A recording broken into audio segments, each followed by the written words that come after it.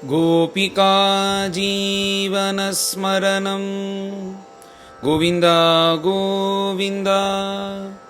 सद्गुरु विठ्ठलदास महाराज की जय। పరమ భాగవతోత్తముడైన నారద భగవంతుడు ధర్మపుత్రుడికి చెప్పే సంవాదంగానే అదే ప్రహ్లాద చరిత్రం అనేది బ్రహ్మనిష్ఠులు చెప్తున్నారు. ఇప్పుడు ధర్మపుత్రుడు అడిగాడు, ఇలాంటి సత్పుత్రుడు నాకు పుట్టలేదే అంటూ నేను ఇలా ఆలోచిస్తూ ఉండేటప్పుడు ఇలాంటి పుత్రుడిని ఎలా ద్వేషించాడో అది ఆ సంభవం అంతా మీరు చెప్పాలి అని అడిగారు కదా ధర్మపుత్రులు. దానికి బదులు చెప్పేలాగా పైన నారదులు చెప్పేలాగా బ్రహ్మనిష్ఠులు కథను ప్రారంభించారు. హిరణ్యకశిపు తన రాజ్య పరిపాలన చేసేటప్పుడు తాను పెట్టిన ఆ శాసనం, తాను చేసిన ఆ ధర్మములు అన్నిటినీ శుక్రాచార్య యొక్క పుత్రులైన చండా అమర్క అని 2 మందిని పిలిచి ఇదందరికీ నేర్పించాలి అని జగత్ సృష్టి ప్రారంభంలో చెప్పారు. అప్పుడు పుట్టిన ఆ బిడ్డలు, అసుర బిడ్డలు అందరినీ పిలిచి ఈ చండామర్కులు హిరణ్యకశిపుడు దేన్ని చెప్పించాలో దాన్ని అందరికీ శ్రద్ధగా చెప్పిస్తూ వస్తున్నాడు. వాళ్ళందరూ ఆ బిడ్డలందరూ చక్కగా స్కూల్కి వెళ్ళి చదువుకుంటూ వస్తున్నారు.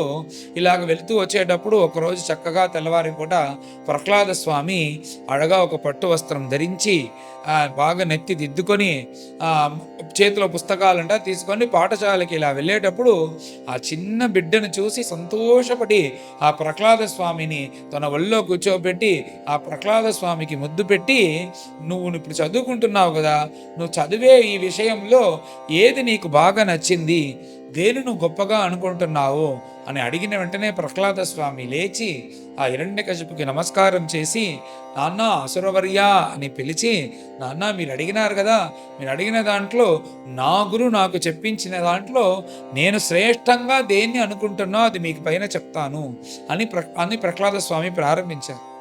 ఇక్కడ ఏమిటంటే ఈ ప్రహ్లాద స్వామి గురువుగా ఈ చండామర్కాన్ని అనుకోలేదు మనసులో. ఈ ప్రహ్లాద స్వామి గురువుగా ఎవరిని అనుకున్నారంటే నారదుడు గురువుగా ఎందుకు వచ్చారు ఆ కథని వెనకాల మనకు తెలుస్తుంది. ఇలాగా మనస్సులో నన్ను గురువుగా పెట్టుకొని ప్రహ్లాదుడు అప్పుడు అలా అన్నాడని ప్రసన్నంగా సంతోషంతో నారదులు ధర్మపుత్రుల దగ్గర ఈ కథను చెప్పారు. హే అసురవర్య, ఈ ప్రపంచంలో మనం పుట్టాము పునశ్చర్విత చర్మణానాం అంటూ చేసిందే చేసుకుంటూ తెల్లారలేసి కాఫీ తాగడం, టిఫిన్ తినడం, డబ్బుల కోసం తినడం, డబ్బులు సంపాదించడం, పెళ్లి చేసుకోవడం, తర్వాత సంసార జీవితంలో ఉండటం, అది కొనటం, దీన్ని ఇక్కడ వ్యాపారం చేయటం, ఇలాగే చుడుతూ చేసిందే చేసుకుంటూ 80 సంవత్సరాల దాకా దీంట్లో ఏది అలసట రాకుండా ఇలా ఉంటున్నారే. ఇలా ఉంటూ ఉంటూ ఏమవుతుందంటే అర్ధకూపం గృహం అంటున్నారు. ఏమిటంటే ఇది ఒక కూపం అంట, దాంట్లో నీరు లేని బూడిదతో ఉండే కూపం. దాంట్లో పడినామంటే బయటకి రాలేము, అలాగ మనం తీసుకెళ్ళిపోతుంది.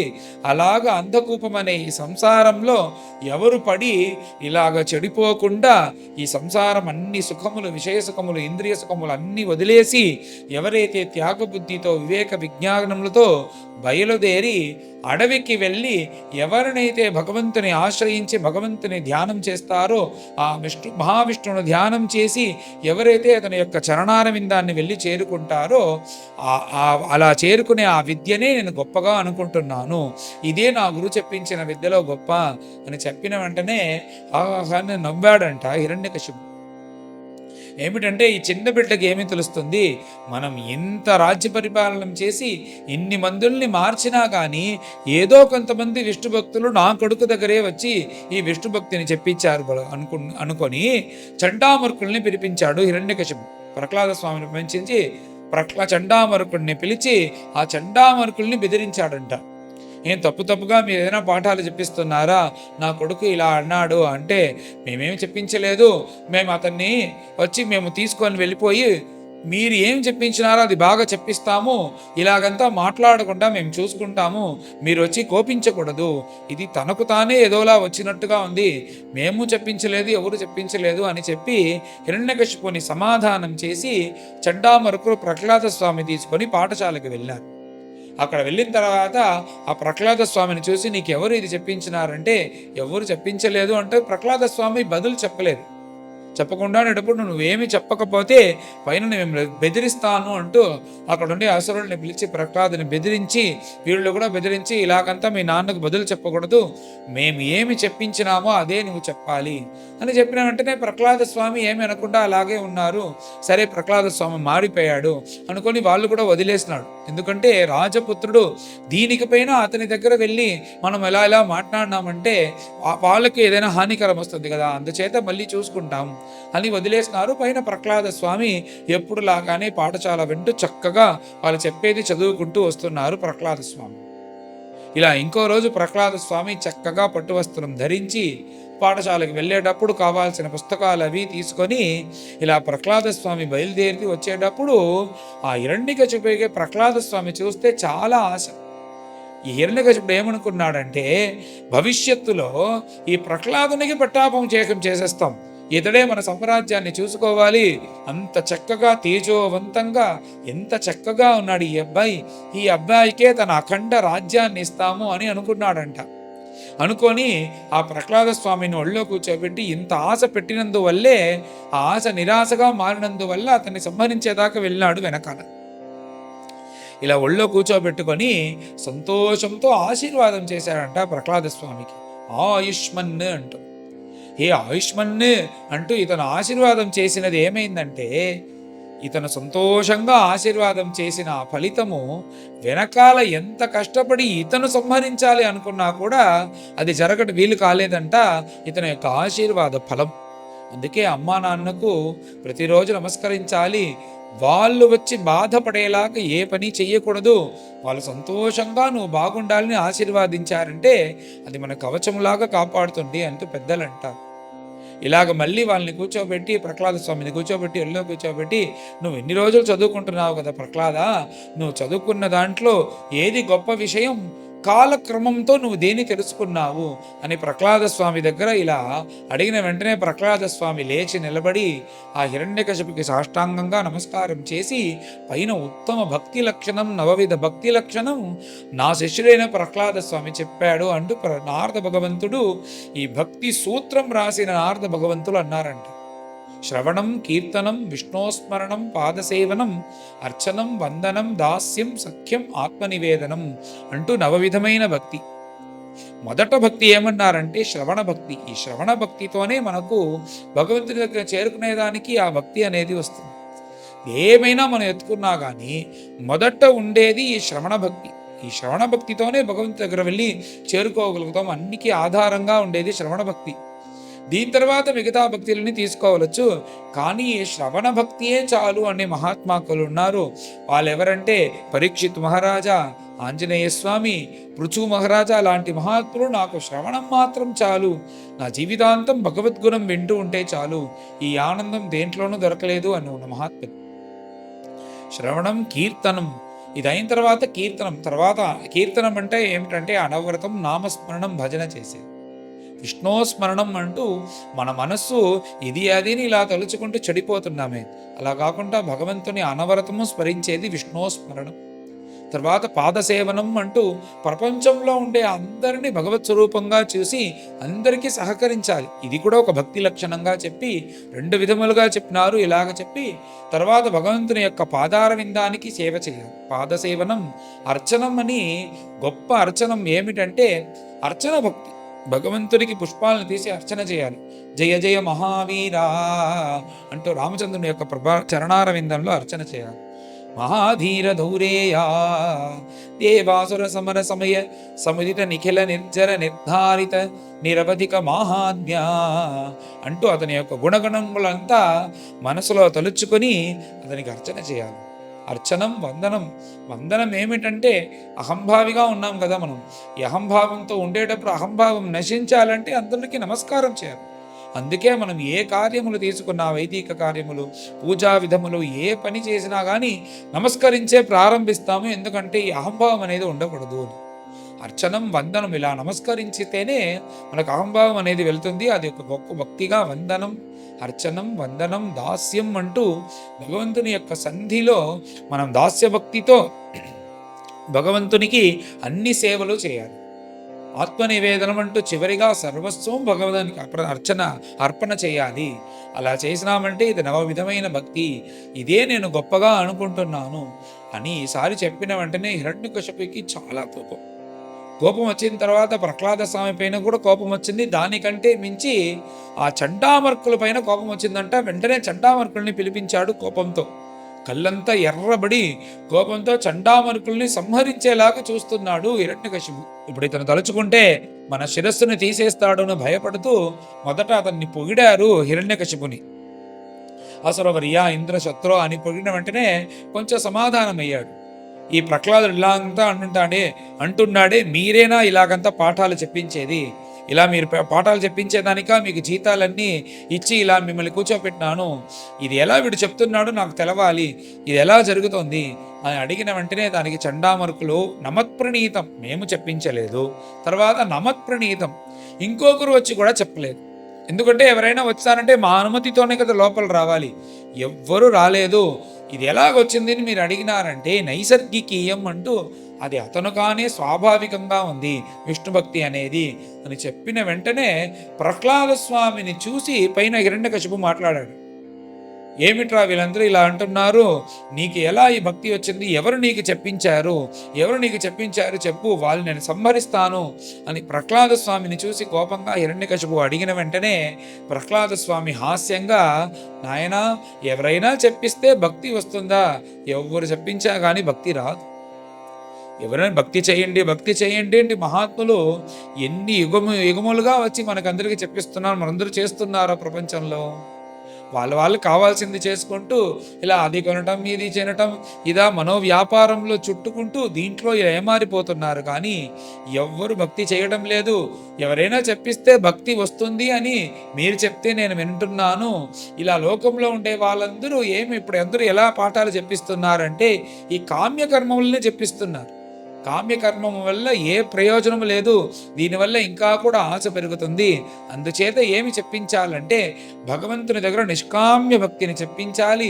ఆ నిష్కామ్య భక్తి కానీ ఎవరు చెప్పిస్తారో వాళ్ళ శ్రేష్టమైన గురువులు. ఈ కామ్యకర్మలు ఎవరు చెప్పిస్తారో, ఒక అంధుడు కళ్ళు లేనివాడు ఇంకొక కళ్ళు లేనివాడిని నేను తీసుకెళ్లేలాగానే ఇద్దరు కలిసి ఏదైనా గుయ్యలో వెళ్ళి పడిపోతారు. అలా కాకుండా నిష్కామ్య భక్తి ఎవరు చెప్పిస్తారో అది వారే మహాత్ములు. అలాంటి నిష్కామ్య భక్తిని చెప్పించి ఏ మహాత్ములు ఈ ప్రపంచంలో ఉన్నారో ఆ మహాత్ముల యొక్క చరణ ధూళిని మన శరీరంలో అభిషేకం చేసుకుంటేనే ఏదైనా కించిత్ భక్తి వస్తుంది అని ఇలాగన్నీ పెద్ద పెద్ద విషయాలు చెప్పిన వెంటనే ఇంకా కూడా కోపం ఎక్కువైందంట హిరణ్యకశిపుకి. కోపం ఎక్కువైన వెంటనే మనకి లేని వాడిని, మనకు వద్దనే వాడిని ఎలాగైతే మనం కింద తోసేస్తామో అలాగా తన కొడుకు అతనికి రాజ్యం ఇస్తాము అని ఎంతసేపు అనుకున్న హిరణ్యకశిపు ఆ మహావిష్ణు పైన ఉండే ద్వేషంతో ఆ మహావిష్ణుని భజించే ఆ ప్రహ్లాద స్వామిని ఇలా కింద తోసేశాడు. కింద తోసిన వెంటనే ప్రహ్లాద స్వామి లేచి నిలబడి తనను ఆశ్వాస చేసుకొని ఇలా నిలబడాడు. పైన పిలిచారంట చండామరుకుని పిలిచి, ఇలాంటి కొడుకు నాకు అవసరం లేదు, ఇలాంటి కొడుకు ఉండాడంటే వీడేం చేస్తాడంటే ఇంకా 4 మందిని పిలిచి ఇలాంటి భక్తి అని చెప్తాడు, వాళ్ళు మళ్ళీ భక్తి చేస్తారు, ఇంకా వాళ్ళు 4 మంది దగ్గర చెప్తారు. ఇలా ప్రపంచమంతటా ఇప్పుడు హిరణ్యకశిపు యొక్క సామ్రాజ్యంలో నాకు భయపడి అందరూ ఉన్నారు కదా, అందుచేత వీరు ఎంత చెప్పినా వీరు మారుడు కాబట్టి ఇలాంటి కొడుకు నాకు ఉండాల్సిన అవసరం లేదు, ఇలాంటి కొడుకుని మీరు వెళ్ళి సంహరించండి అంటూ ఇలా చండామరుకులకు చెప్పి వీడు నాకు వద్దు అని చెప్పేసి ఆ భటులను పిలిచి ఇతన్ని వెళ్ళి సంహరించండి అని వాళ్ళ దగ్గర శాసనం చేశాడు హిరణ్యకశిపుడు. ఇలా శాసన చేసిన తర్వాత ఆ ప్రహ్లాద స్వామిని వెళ్ళి సంహరించాలా అని ఆ అసురులకే కొంచెం కష్టంగా ఉంది. కానీ రాజు యొక్క శాసన, అందుచేత ఆ ప్రహ్లాద స్వామిని తీసుకొని ఒక అంధకారం, ఒక ఘోరమైన గుహ, ఆ గుహ లోపలికి తీసుకువెళ్ళి ఒక పెద్ద రాయి బండ పైన ప్రహ్లాద స్వామిని పడుకోబెట్టి ఆ శూలంతో గుచ్చాలి అని అనుకుంటున్నారు. ఆ శూలాన్ని తీసుకొని రాజు యొక్క ఆజ్ఞ వల్ల ప్రహ్లాద స్వామి యొక్క శరీరంలో గుచ్చేదానికి ప్రారంభించారు. ఏమి ఆశ్చర్యం అంటే ప్రహ్లాద స్వామి నన్ను హింసించద్దు అని అనలేదు, తర్వాత నన్ను కాపాడుని భగవంతుడి దగ్గర కూడా ప్రార్థించలేదు. ఉత్తమ జ్ఞాని లక్షణం అంట. ఎలాగైతే జడభరతులు ఇలా వచ్చి ఆ పీఠం పైన కూర్చోబెట్టి నరబలి ఇచ్చేటప్పుడు ఆయన వచ్చి తాను ఎలాగైతే నిశ్చింతగా నిశ్చేష్టగా కూర్చున్నారో అలాగే ఇక్కడ కూడా ప్రహ్లాద స్వామి ఏది చేయకుండా కూర్చున్నాడో, అక్కడ బ్రహ్మజ్ఞాని, ఇక్కడ భాగవతోత్తముడు, ఇద్దరు ఒకే మనస్సుతో ఉన్నారంట. ఆశ్చర్యం. అలా ఉండేటప్పుడు వీళ్ళు గుచ్చే ఆ శూలం అనేది ప్రహ్లాద స్వామి యొక్క శరీరంలో పడకుండా ఆ రాయిబండ పైన పడుతోంది. ఇలా ఎన్ని గుచ్చినా కానీ ఇటుపక్క అటుపక్క అన్ని చోట్ల గుచ్చినా కానీ ఏమి కాలేదు. ఆశ్చర్యంతో ప్రహ్లాద స్వామిని తీసుకుని హిరణ్యకశిపు దగ్గర వెళ్ళి, మీరు చెప్పినట్టే మేము చేసినాము, కానీ ఈ ప్రహ్లాదుని మేము ఏమీ ఇతనికి హాని చేయలేకపోతున్నాము అని అడిగిన వెంటనే, నా దగ్గర ఇంకా ఎక్కువ ఉపాయములు ఉన్నాయి, ఏదైనా చేసి ఇతన్ని సంహరించాలి అంటూ దిగ్గజైహి అంటూ ఏనుగుని పిలిచి ప్రహ్లాద స్వామిని ఆ ఏనుగుని పిలిచి తనమంటున్నారంట. ఆ ఏనుగు వచ్చి ఏమిటంటే ఇది ఘోరమైన శిక్ష. ఎవరు తప్పు చేస్తారో రాజ్యంలో వాళ్ళని భూమిలో, శరీరం అంతా భూమి లోపల ఉంటుంది, తర్వాత తల మాత్రం బయట ఉంటుంది. బయట ఉండే ఆ తలను ఏనుగు వచ్చి ఇలా తన కాళ్ళతో తంతుంది. ఇలా తల్లిన తర్వాత నొప్పితో చావాలి, ఇది ఘోరమైన ఒక శిక్ష, ఇలా చెయ్యండి అని పంపించిన వెంటనే ఆ ఏనుగులన్నీ ప్రహ్లాద స్వామిని చూసి ఇలా నమస్కరిస్తుంది. ఇది దగ్గర రావటం లేదు. దంతశూకైహి అంటూ ఘోరమైన సర్పములు ఉన్నాయంట. ఆ సర్పములు వచ్చి కాటేలాగా చెయ్యండి అన్నది. అది వచ్చి కాటుతుందంట, ఒక్కొక్కటి కాటుతుంది, కానీ దానికే నోరు నొప్పి వచ్చింది. ప్రహ్లాద స్వామికి ఏమీ అవ్వలేదు. ఆభిచార అవపాతనైహి అంటూ ఆభిచారం చేతబడి చేసే బ్రాహ్మణులను పిలిచి, ఇతని పైన చేతబడి చేయండి, చేతబడి చేసి ఇతన్ని ఎలాగైనా చంపేయండి అని అంటే, ఆ ఆభిచారం చేసినామంటే ఆభిచారం వచ్చే దుర్దేవత అంట బయలుదేరి ప్రహ్లాద స్వామి దగ్గరకు వస్తే ఏమి చెయ్యలేక ఆ ఆభిచార దైవం అంట ఈ ప్రహ్లాద స్వామికి ఎవరైతే ఆభిచారం చేసినారో వాళ్ళనే వెళ్ళి తినేసింది. ఇలా చేసిన తర్వాత భోజనం చేస్తేనే కదా శరీరంలో మనకి శక్తి అనేది ఉంటుంది, ఇతనికి భోజనం వేయొద్దు అంటూ ఇలా భోజనం వేయకుండా పెడితే అతనికి ప్రహ్లాద స్వామి ఇలా ఆకలితో కష్టపడతాడు అని చూస్తే ఏ ఆకలితో కష్టపడలేదంట. అతను ఇంకా కూడా అఖండ భగవన్నామ సంకీర్తనం చేస్తున్నారు. ఇలాగంతా అవుతుందో అని భటులందరూ అందు చెప్పిన వెంటనే ఆ హిరణ్యకశిపు ఏమన్నా అంటే, సముద్రంలో వెళ్ళి వెయ్యండి, ఒక రాయిని ఒక దారంతో కట్టి దాంతోపాటు సముద్ర మధ్యంలో వెళ్ళి వెయ్యండి ప్రహ్లాద స్వామిని అని అన్న వెంటనే అలాగ చేశారు. అప్పుడు కూడా ప్రహ్లాద స్వామికి ఏమీ అవ్వలేదు. ఆ అలలంతా కలిసి ప్రహ్లాద స్వామిని తీసుకొచ్చి ఆ సముద్ర ఒడ్డున వదిలేసి వెళ్ళిపోయింది. తర్వాత దీనికి అన్నికంటే ఘోరమైనది ఏమిటంటే, ఆ ప్రహ్లాద స్వామిని ఆ రాజ్యంలో ఉండే శిక్ష ఏమిటంటే, పైన పర్వతం పైన తీసుకెళ్ళి కింద ఘోరమైన కత్తిలాగా అక్కడ ఉండే ఆ పర్వతాలు ఉంటాయి చిన్న చిన్నగా, దానిపైన ఆ ఎవరు తప్పు చేశాడో వాని పైన నుంచి వేయటం ఇది ఘోరమైన శిక్ష, ఈ శిక్ష వేయండి, ఇతను చనిపోతారు అన్న వెంటనే ఆ భటులకే మనస్సు రావటం లేదు ఇలాంటి అందమైన కొడుకుని తీసుకెళ్ళి వేసేదానికి. కానీ రాజుని యొక్క ఆజ్ఞ వల్ల తీసుకువెళ్ళి ఆ పర్వతం పైన నుంచి ప్రహ్లాద స్వామిని ఇలా తోశారు. తోసిన తర్వాత ఎలాగ ప్రహ్లాదుడు చనిపోయి ఉంటాడు, చనిపోయాడా లేదా అని చూసేసి వెళ్ళి చెప్పాలి అని కిందకు వచ్చి చూస్తే ప్రహ్లాద స్వామి అప్పుడు కూడా చావలేదు. ఆ మధ్యలో కూర్చొని భజన చేసుకుంటూ కూర్చోన్నానంట. ఆ పర్వతాల మధ్యలో ఇలా తీసుకొచ్చి ఆ హిరణ్యకశిపు దగ్గర వచ్చి, మేము దీనికి పైన పని చేయము, మీరు ఏం చెప్పినా కానీ ఏదో ఒక శక్తి ఈ ప్రహ్లాదుని కాపాడుతుంది, అందుచేత మేము ఈ పని చెయ్యము అని చెప్పేసి వెళ్ళిపోయినారంట అసురులందరూ ప్రహ్లాద స్వామి చంపలేకుండా. ఇలా ఏమి చేసినా కానీ ఇతనికి మృతి రావటం లేదే అంటూ హిరణ్యకశిపుకి స్ట్రెస్ ఎక్కువైపోయిందంట. ఇప్పుడు తల్ల చేతిలో పెట్టుకొని ఆలోచిస్తున్నాడంట, ఈ లోకాన్నంతా మనం అదుపులో పెట్టుకొని అందరినీ భజన చేయకూడదు, మహావిష్ణుని భజించకూడదు అని చెప్పినాము, కానీ మన ఇంట్లోనే ఒకడు పుట్టి ఇలా మహావిష్ణునికి భక్తుడుగా ఉన్నాడే, అతనికి ఏమి తోచుతుందంటే ఈ మహావిష్ణు యొక్క మాయ ఇతని వల్లనే మనకు మృత్యు రాబోతుంది అనుకుంటున్నాను, ఇలాగంతా ఆలోచిస్తూ ఉన్నాడు. ఇలా ఆలోచిస్తూ ఇలా ఉంటూ బాధపడుతూ ఉండేటప్పుడు అక్కడి నుంచి చండామర్కులు వచ్చి ఆ హిరణ్యకశిపుని స్తోత్రం చేశారు. మీరు ఇలా బాధపడచ్చా, మీరు ఇలా కానీ కోపపడితే ఈ ప్రపంచంలో ఉండే వాళ్ళందరూ భయపడతారే, అలాంటి మహావీరులైన మీరే బాధపడద్దు, ఈ ప్రహ్లాద స్వామికి ఏదో ఒక గ్రహం పట్టుకుంది, ఏదో ఒక భూతం పట్టుకుంది, ఆ భూతం పట్టుకున్నందువల్లే ఇతడు ఇలా ఉన్నాడు. ఇది సాధారణమైన భూతం గ్రహం అయితే మనం దేనైనా తీసి మంత్రబలంతో తీసేయచ్చు. ఇతన్ని ఏ భూతం గ్రహం పట్టుకునిందంటే కృష్ణుడు అనే భూతం గ్రహం పట్టుకుంది. అందుచేత ఇది సాధారణమైన గ్రహం కాదు. నా తండ్రి ఆ శుక్రాచారి వస్తేనే మనకు దీనికి ఏదైనా ఉపాయం తెలుస్తుంది. అంతసేపు ఈ ప్రహ్లాద స్వామి ఎక్కడికి బయటకి వెళ్లకుండా ఇక్కడే ఉండేలాగా చూడండి.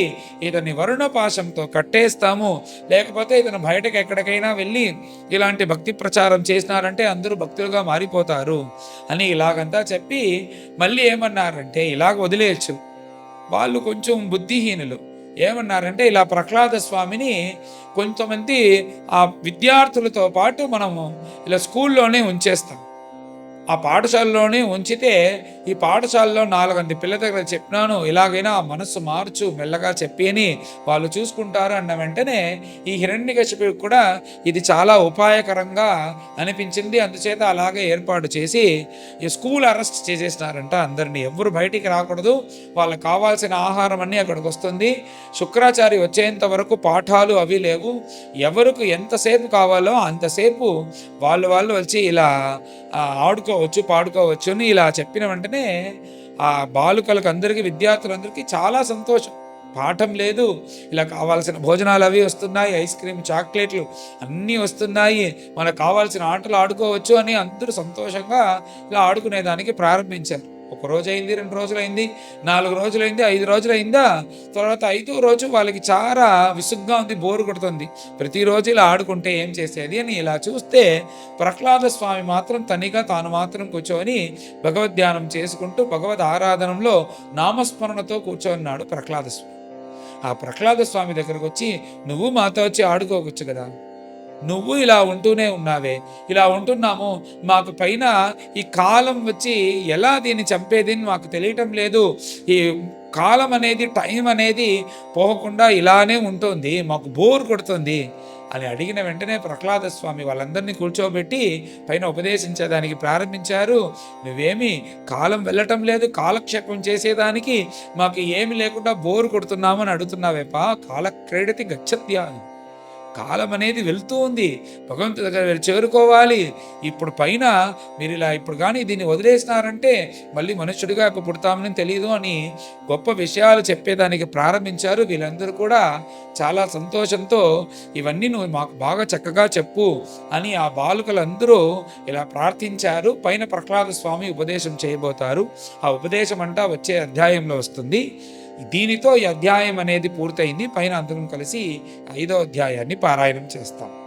అథ పంచమోऽధ్యాయః నారదోవాచ పౌరోహిత్యాయ భగవాన్ వృతః కావ్యః కిలాసురైః షण्डामर्कौ సుతౌ తస్య దైత్యరాజగృహాంతికే తౌరాజ్ఞా ప్రాపితం బాలం ప్రహ్లాదం నయకోవిదం పాఠయామాసతు పాఠ్యాన్ అన్యాంశ్చ అసురబాలకాన్ యత్తత్ర గురుణా ప్రోక్తం శుశ్రువే అనుపపాఠ చ న సాధు మనసా మేనే స్వపరాసద్గ్రహాశ్రయం ఏకదా అసురరాట్ పుత్రం అంకమారోప్య పాండవా పప్రచ్ఛ కథ్యతాం వత్స మన్యతే సాధు యద్భవాన్ ప్రహ్లాదోవాచ తత్సాధు మన్యే అసురవర్య దేహినాం సదా సముద్విగ్నధియాం అసద్గ్రహాత్ హిత్వాత్మపాతం గృహమంధకూపం వనం గతో యద్ధరిమాశ్రయేత. నారదోవాచ శ్రుత్వా పుత్రగిరో దైత్యః परपक्षसमाहिताः जहास बुद्धिर्बालानां भिद्यते परबुद्धिभिः सम्यक् विधार्यतां बालः गुरुहेः द्विजातिभिः विष्णुपक्षैः प्रतिच्छन्नैः न भिद्येतास्य धीर्यथा गृहमानीतमाहूय प्रह्लादं दैत्ययाजकाः प्रशस्य श्लक्ष्णया वाचा समपृच्छन्त सामभिः वत्स प्रह्लाद भद्रं ते सत्यं कथय मामृषा बालानिति कुतस्तुभ्यं एष बुद्धिविपर्ययः बुद्धिभेदः परकृतः उताहो ते स्वतोऽभवत् भण्यतां श्रोतुकामानां गुरूणां कुलनन्दना प्रह्लादोवाच स्वः परश्चेति असद्ग्राहः पुंसां यन्मायया कृतः विमोहितधियां दृष्टः तस्मै भगवते नमः स यदा अनुव्रतः पुंसां पशुबुद्धिः विभिद्यते अन्य एष तथान्योऽहम् इति भेदगता सती स एष आत्मा स्वपरेत्य बुद्धिभिः दुरत्ययानुक्रमणो निरूप्यते मुह्यन्ति तत् वर्त्मनि वेदवादिनः ब्रह्मादयो ह्येष भिनत्ति मे मतिम् यथा भ्राम्यत्ययो ब्रह्मन् स्वयमाकर्षसन्निधौ तथा मे भिद्यते चेतः चक्रपाणेः यदृच्छया नारदोवाच एतावत् ब्राह्मणायोक्त्वा विरराम महामतिः तं निर्भत्स्याथ कुपितः स दीनो राजसेवकः आनीयतामरे वेत्रम् अस्माकम् अयशस्करः कुलाङ्गारस्य दुर्बुद्धेः चतुर्थोऽस्योदितोदमः दैतेयचन्दनवने जातोऽयं कण्टकद्रुमः यन्मूलोन्मूलपरशोः विष्णोः नालायितोर्भकः इति तं विविधोपायैः भीषयन् तर्जनादिभिः प्रह्लादं ग्राहयामास त्रिवर्गस्य उपपादनम् ततयेनं गुरुः ज्ञात्वा ज्ञातज्ञेयचतुष्टयम् दैत्येन्द्रं दर्शयामास मातृमृष्टम् अलङ्कृतं पादयोः पतितं बालं प्रतिनन्द्य आशिषासुरः परिष्वज्य चिरं दोर्भ्यां परमामाप निर्वृतिम् आरोप्य अङ्कम् अवघ्राय मूर्धनि अश्रुकलाम्बुभिः आसिञ्चन् विकसद्वक्त्रम् इदमाह युधिष्ठिरा हिरण्यकशिपुरुवाच प्रह्लादानोच्यतां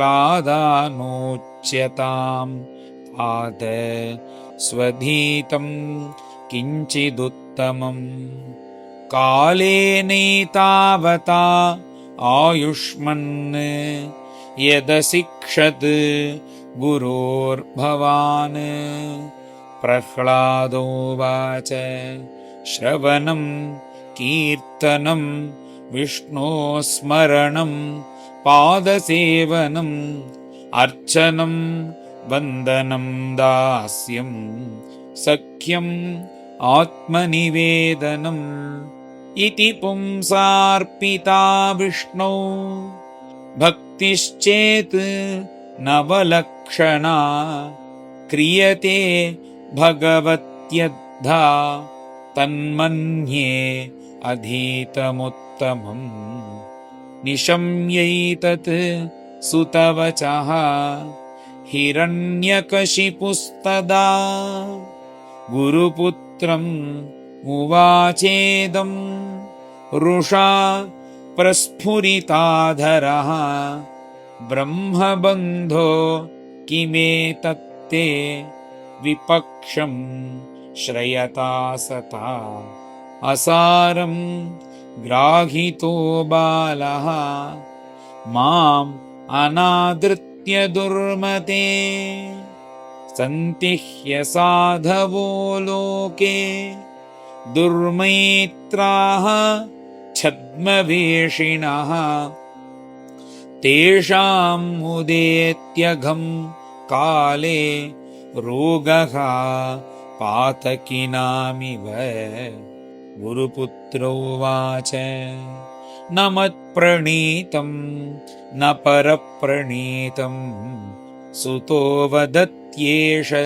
तवेन्द्रशत्रो नैसर्गिकीयं मतिरस्य राजन् नियच्छ मन्युं कददास्ममानः नारदोवाच गुरुणैवं प्रतिप्रोक्तः भूय आह असुरसुतं न चेत् गुरुमुखीयं ते कुतो अभद्रा सतीमतिः प्रह्लादोवाच मतिर्न कृष्णे परतस्वतो वा मिथोऽभिपत्येत गृहौरतानाम् अदान्तगोभिः मिषतां तमिस्रम् पुनः पुनः चर्वितचर्वणानाम् न ते विदुः स्वार्थगतिं हि विष्णुं दुराशयाये बहिरर्थमाणिनः अन्धा यथान्धैः उपनीयमाना वाचीशतन्त्याम् उरुदां निबद्धाः नैषां मतिः तावदुरुक्रमाङ्घ्रिं स्पृशत्यनर्थापगमो यदर्थः महीयसां पादरजोऽभिषेकं निष्किञ्चनानां न वृणीत यावत् इत्युक्त्वा उपरतं पुत्रं हिरण्यकशिपूरुषा अन्धीकृतात्मा स्वोत्सङ्गात् निरस्यत महीतले आहामर्ष रुषाभिष्टः कषायी भूतलोचनः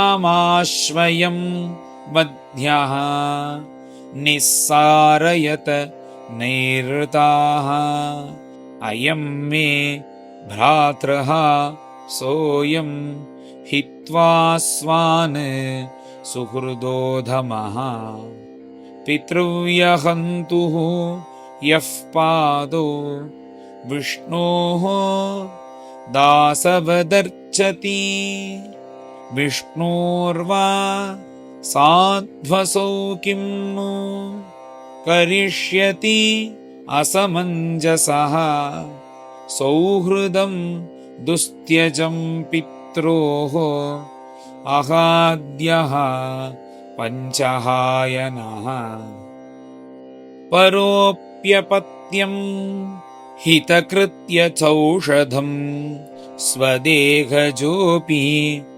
आमयवत्सु दोहितः छिन्द्यात्तदङ्गं यदुदात्मनो हितं शेषं सुखं जीवति यद्विवर्जनात् सर्वैरुपायैः हन्तव्यः सम्भोज शयनासनैः सुहृत् लिङ्गधरशत्रुः मुनेः दुष्टमिवेन्द्रियं नैरतास्ते समादिष्टाः भर्त्रा वै शूलपाणयः दिग्मदंष्ट्रकरालास्याः ताम्रश्मश्रुशिरोरुहाः नदन्तो भैरवान्नादान् छिन्धीभिन्धीतिवादिनः आसीनं चाहनन् शूलैः प्रह्लादं सर्वमर्मसु परिब्रह्मणि अनिर्देश्ये भगवती अखिलात्मनि युक्तात्मन्यफला आसन् अपुण्यस्येव सत्क्रियाः प्रयासे अपहते तस्मिन् दैत्येन्द्रः परिशङ्कितः चकार तद्वधोपायान् निर्बन्धेन युधिष्ठिरा दिग्गजैः दन्तशूकैश्च आभिचारावपातनैः मायाभिः सन्निरोधैश्च गरदानैः अभोजनैः हिमवायु अग्निसलिलैः पर्वताक्रमणैरपि न सशाक यदा हन्तुम् अपापम् असुरसुतं चिन्तां दीर्घतमां प्राप्तः तत्कर्तुं नाभ्यपद्यत एष मे बहु असाधूक्तः वधूपायाश्च निर्मिताः तैस्तैः द्रोहैः असद्धर्मैः मुक्तः स्वेनैव तेजसा वर्तमानो अविदूरे वै बालोऽपि अजडधीरयम् न विस्मरति मे नार्यं शुनश्येपैव प्रभुः अप्रमेयानुभावोऽयम् अकुतश्चित् भयोमरः नूनमेतत् विरोधेन मृत्युर्मे भविता न वा इति तं चिन्तया किञ्चित् म्लानश्रियम् अधोमुखम् षण्डामर्कावौशनसौ विविक्त इति होचतुः जितं त्वयैकेन जगत्त्रयं भ्रुवोः विजृम्भणत्रस्त समस्तधिष्ण्यपम् न तस्य चिन्त्यं तव नाथ चक्ष्महे न वै शिशूनां गुणदोषयोः पदम् इमं तु पाशैः वरुणस्य बद्ध्वा निधेहि भीतो न पलायते यथा बुद्धिश्च पुंसः वयसा आर्यसेवया यावद्गुरुः भार्गव आगमिष्यति तथेति गुरुपुत्रोक्तम् अनुज्ञायेदमब्रवीत् धर्माह्यस्य उपदेष्टव्या राज्ञां ये गृहमेधिनां धर्मम् अर्थं च कामं च नितरां च अनुपूर्वशः प्रह्लादाय ऊचतु राजन् प्रश्रितावनताय च यथा त्रिवर्गं गुरुभिः आत्मने उपशिक्षितं न साधु मेने तत् शिक्षां द्वन्द्वारामोपवर्णिताम् यदाचार्यः परावृत्तः गृहमेधीयकर्मसु वयस्यैः बालकैस्तत्र सोपहूतः कृतक्षणैः अथ तान् श्लक्ष्णया वाचा प्रत्याहूय महाबुधः उवाच विद्वान् तन्निष्ठां कृपया प्रहसन्निव ते तु तत् गौरवात् सर्वे त्यक्तक्रीडापरिच्छदाः बालान् दूषितधियः द्वन्द्वारामेरिते हितैः पर्युपासत राजेन्द्र तन्यस्त हृदये क्षणाः तानाह करुणो मैत्रः महाभागवतोऽसुरः श्रीहरये नमः श्रीहरये नमः। इति श्रीमद्भागवते महापुराणे पारमहंस्यां संहितायां सप्तमस्कन्धे प्रह्लादानुचरिते पञ्चमोऽध्यायः। गोपिका जीवनस्मरणं गोविन्द गोविन्द। सद्गुरु विठ्ठलदास महाराज की जय।